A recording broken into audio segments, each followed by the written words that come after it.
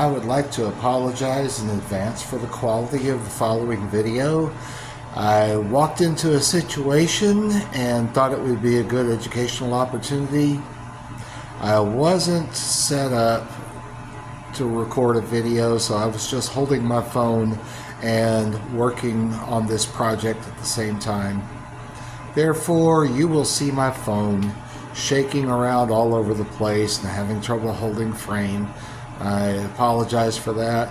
I'm looking to invest in some sort of a camera such as a GoPro or something wearable that I can use for projects like that in the future. If you have any advice, please let me know in the comments. Thank you. Good morning, everyone. Well, here it is, 5 o'clock in the morning again, just coming in for my shift. Took a day off yesterday. Had somebody cooking yesterday who doesn't normally cook, but this person knew a little bit about cooking and was able to give me a day off. However, I come in this morning and I walk into this.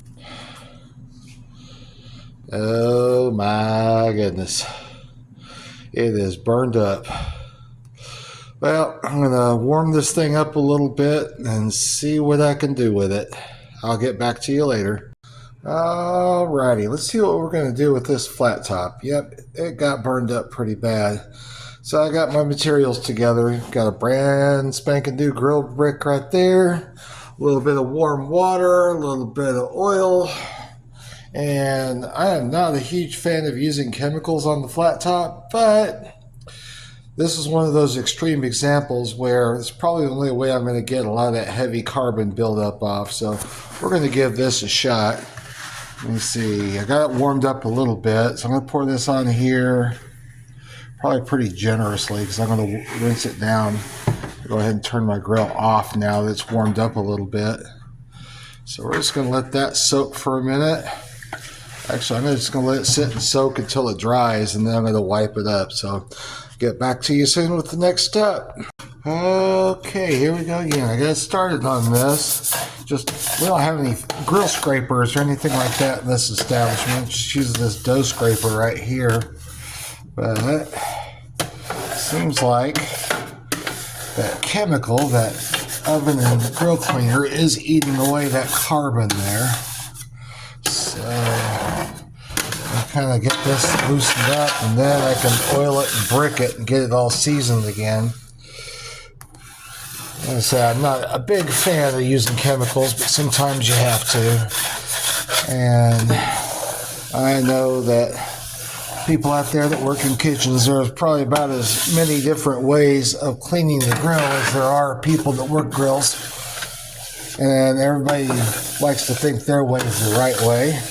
I don't think there is a right way. I just have my own preference. So I'll go over that in a minute.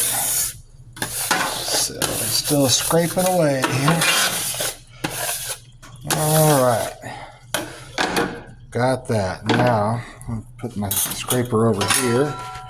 I know it's hard to see with my phone like it is. So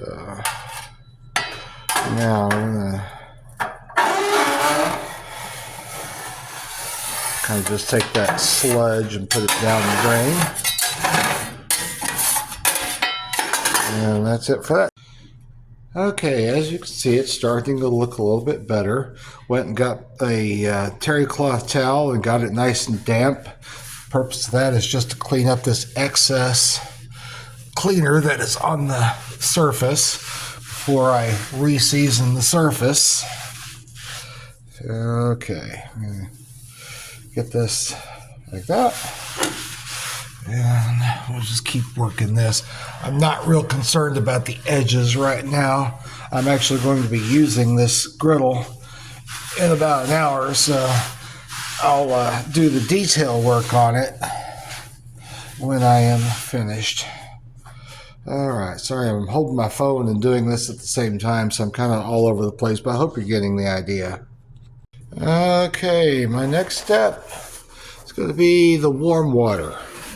You always want to use warm water, not cold water, when you're cleaning a grill.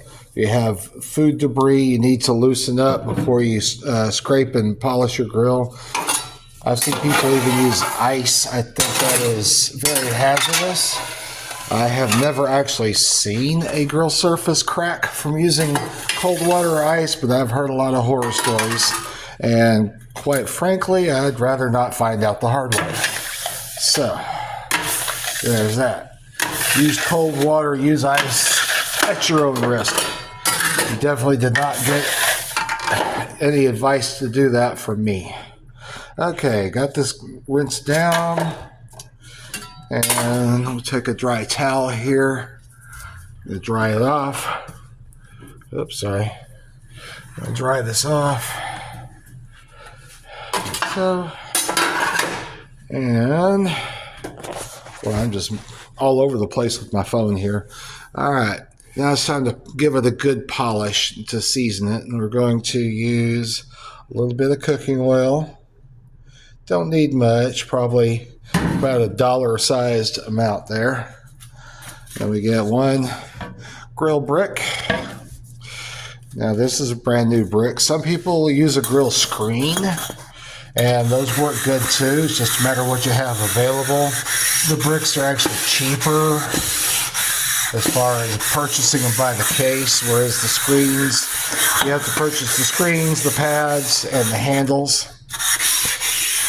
So, totally up to you how you want to do it. So, now, when it comes to polishing a grill, people kind of have different philosophies on that. Me, I'll use a little oil in a brick, and I'll scrape it in so the surface is nice and smooth, kind of a dull metal. Smooth but not shiny. Some people like to get it perfectly shiny. Personally, I think that's unnecessary. I always think of the flat top griddle the way you think of a cast iron skillet. You want to get it clean. You want to get all the debris off of it. But I think, personally, I think sometimes you can overdo it, especially if you need your grill for cooking products that you don't want to stick, like pancakes or eggs. You want to make sure you have a nice, smooth, metallic finish. I mean, obviously you don't want to cook on top of garbage, but you want to leave those little carbon deposits inside the pores on the metal. If you were to look on the surface of a grill under a microscope, you'll see a lot of little pores in the metal. It's not smooth as it appears to be to the naked eye. And so that carbon buildup in the pores actually helps keep the surface from sticking,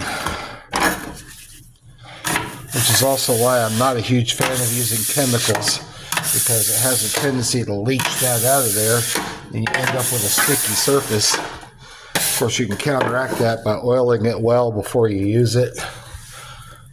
So, okay. Well, this is not going to be the perfect grill cleaning right now because, like I said, I'm about to use it again in a short period of time.